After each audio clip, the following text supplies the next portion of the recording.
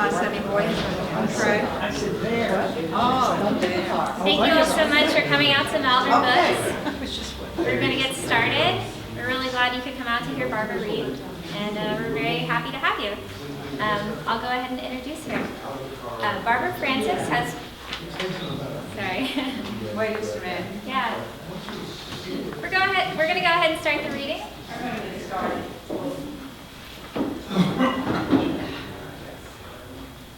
Thank you. Barbara Francis has plenty of stories and a life spent acquiring them. Growing up Catholic on a small Texas farm, her childhood ambition was to become a nun. Instead, she graduated from the University of North Texas with a bachelor's degree in English and theater arts before working as a stewardess for American Airlines. She has written multiple screenplays, as well as the children's novel Lottie's Adventure. For Like I Used to Dance, which we have several copies of back there, and I know that she'll be happy to sign them for you. Barbara drew upon childhood memories and front porch stories. Barbara lives with her husband in Austin, Texas. And we're very excited to have her.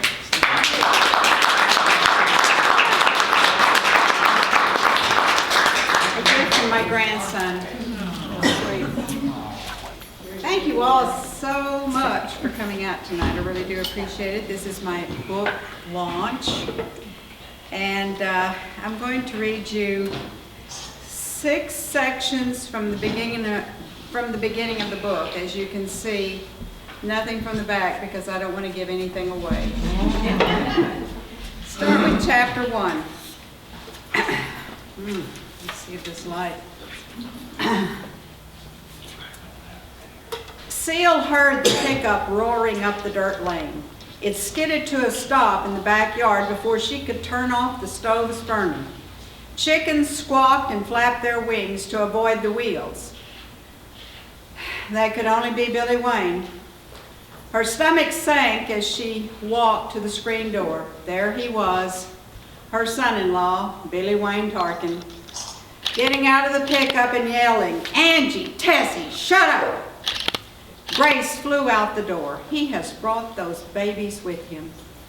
2 little girls, still in pajamas, with sleek cake faces, cuddled together on the front seat. "Oh, my sweet Angie and Tessie. Grandma has some warm kolaches and juice just for you." "Grace, leave them there." Billy Wayne shooed her with his hand. "I don't have no time. Just come by to tell you that Regina's puking her guts out, so she can't go with y'all to that thing in San Antonio." Grace hated his crudeness.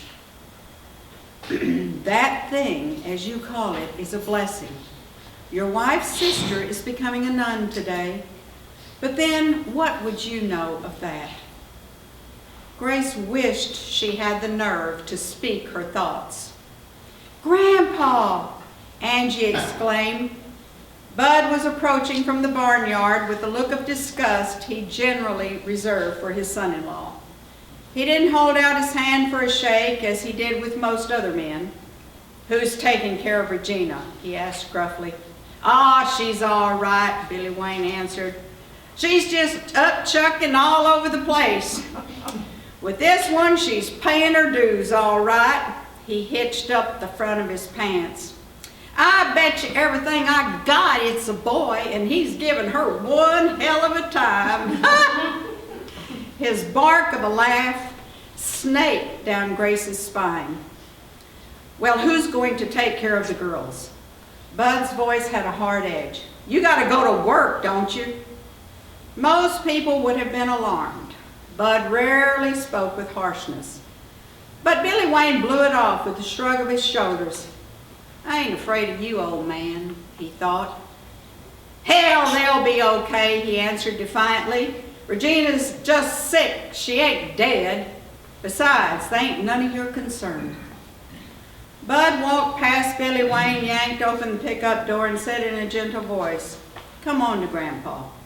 He picked up Tessie. "Hush, hush, baby. Everything's going to be okay." He handed her to Grace and then scooped up Angie and turned back to Billy Wayne. "Tell Regina to stay in bed all day and not to worry. We'll look after the girls." Without so much as a goodbye, he turned his back and followed Grace into the house. Billy Wayne glared. "You sorry bastard," he muttered under his breath. One of these days I'm gonna. He spat on a nearby chicken, hoisted himself into his rusty claptrap, and rattled off.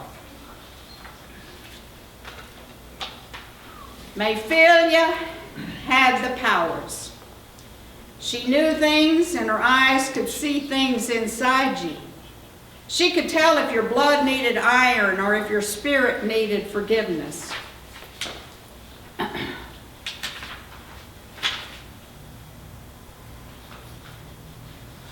Many people were afraid of Mayfilia and her powers. She was taller than most women and could look most men straight in the eye. She was midnight black, beanpole skinny with long legs and arms and eyes that some said could cut through steel. Mr. Carbon, the grocer, always laughed at the rumors. That old nigger wench has about as much power as my limp dick, he would say. But then, one day, Mayfilia came into his store instead of walking over to the colored groceries a mile out of town. She was there for a reason. Word was that Mr. Carbon put his right thumb on the far corner of the meat scale, where no one could see, so he could overcharge the coloreds and some of the poor white folks too. As he weighed a pound of salt pork for Mayfilia, not daring to look her in the eye, he was more frightened of her than he ever let on. His thumb was in its usual spot. Suddenly the scale became as hot as a pot-bellied stove. Mr. Carbon jumped back and yelled, expecting to see his thumb seared. Well, there was no sign of a burn. But the next morning, when he picked up his cup of coffee at breakfast, his right hand began shaking so much he dumped the burning liquid right down his crotch, blistering and scalding the most tender parts. After that, every time he so much as walked by the meat scale, his right hand shook uncontrollably. He couldn't put his thumb on the surface without the dial dancing back and forth so much that even the most backwards of the poor would notice. He knew he'd been hexed. He went to the doctor, but Dr. Clarkson couldn't find anything wrong. Not that Mr. Carbon put much stock in that red blotched quack with the sour breath. So he went to his preacher at the Holy Ghost Baptist Church. When the preacher asked him why he thought she'd hexed him, he said he didn't know. Now, Preacher Jonathan was a cautious man. Mayfilia had cured him of chronic constipation, so he told Mr. Carbon that he probably needed to get things right with the Lord and not worry about Mayfilia. Mr. Carbon went away swearing he'd never give another red dime to that Preacher Jonathan or his damn church.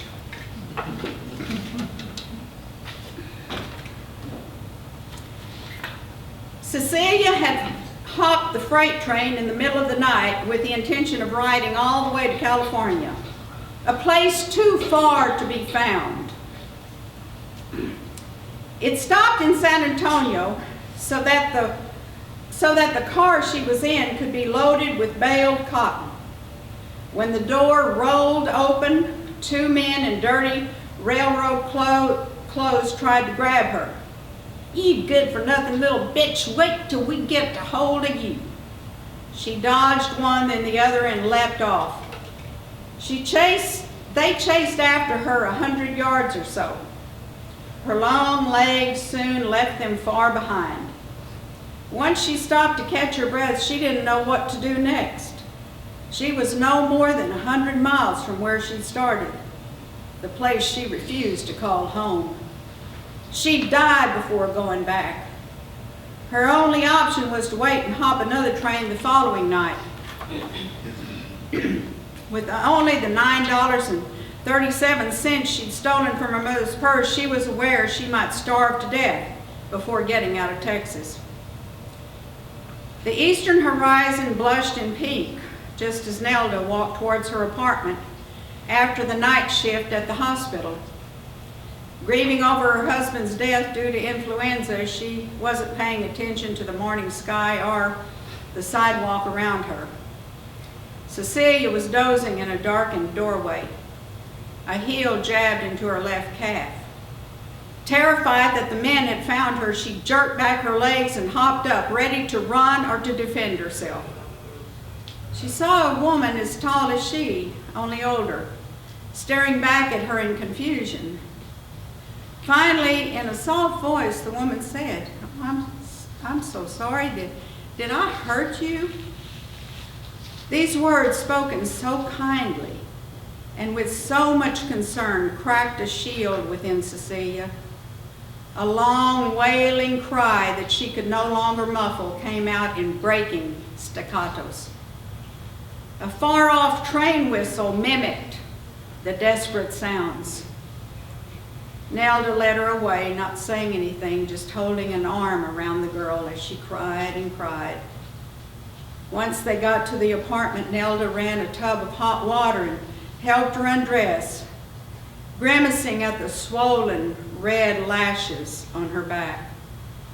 She helped her into the tub and before leaving the bathroom said, I'll put some clean clothes out on the bed. We're about the same size. Then I'll prepare some breakfast, and after we eat, we'll talk if you want to.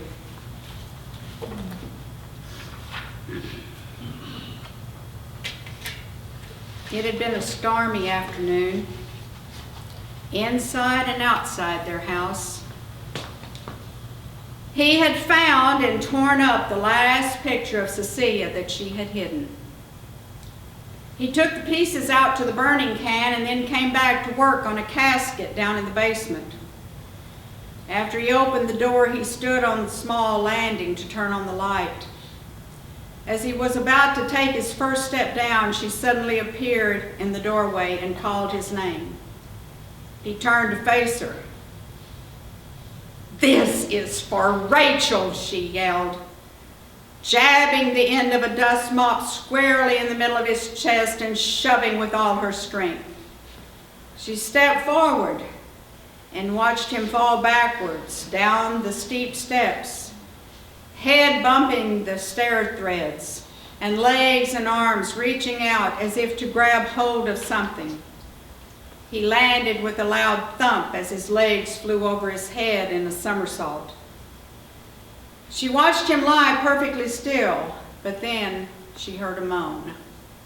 She turned off the light and walked back into the hallway, shutting the door and locking it.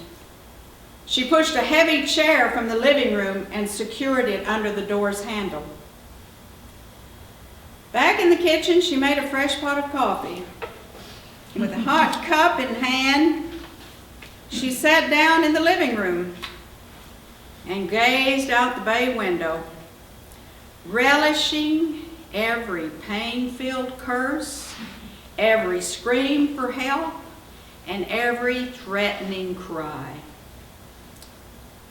She sat there for the better part of 3 days. Not 3 hours as with Jesus on the cross, but 3 days. Finally, all sounds had stopped. She grasped the railing and descended the stairs, praying he'd be dead and not in a coma or hiding in a corner to do unto her. She found him under the casket, all crumpled and stiff, with the lining he'd been sewing wrapped around him. She began to laugh. "I forgot it does get awfully cold down here. My only regret is that I didn't have the courage to do this a long time ago."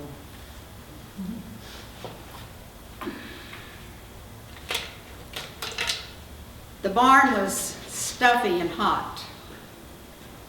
Kerosene lanterns hanging from several of the rafters cast a shadowy light as far as the dilapidated pen that had once housed several pigs. Now a faint hog stench wafted up from the ground and off the boards.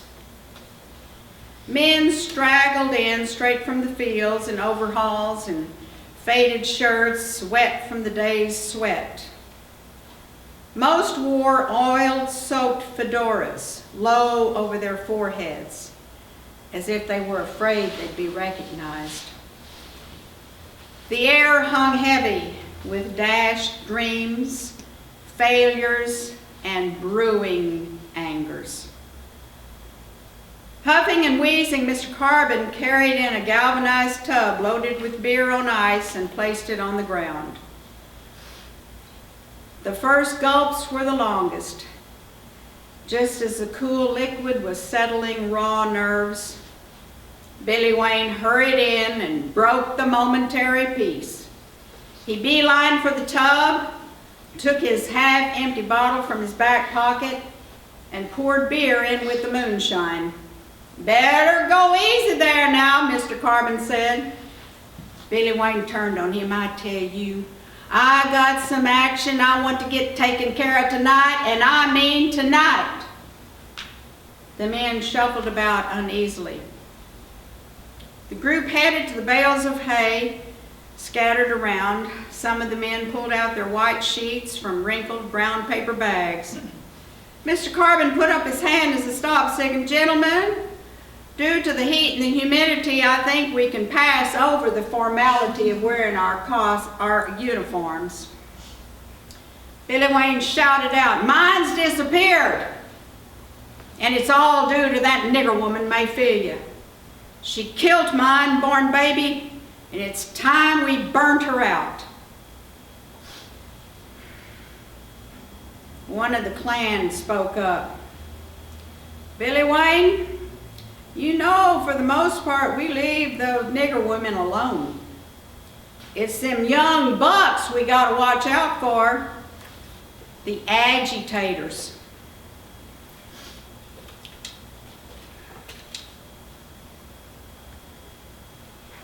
A few days later, Regina dropped by and stood for a long time, silently taking in her mother's paintings.